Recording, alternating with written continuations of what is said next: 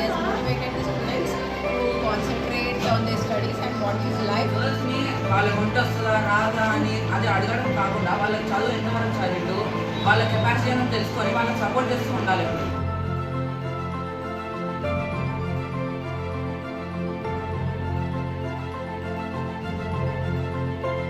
Importance of girls in the Muslim society. Why? Because it is a must to teach that every boy that they should respect a girl from their childhood, and a girl must be educated. If a girl is educated, the whole society is educated. So first to teach the moral values to the children and then make them learn their syllabus. That is. Sir చాలా బాగా చెప్పారు. మీరు కూడా మీ మైండ్ని మీ యొక్క మేధస్ని మార్చుకొని పాజిటివ్గా ఆలోచించండి. ఆడవాళ్ళు ఒక ఆదిశక్తి లాంటి వాళ్ళు.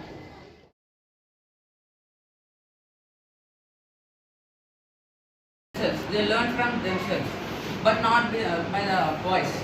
That's all. Everything is possible in heart.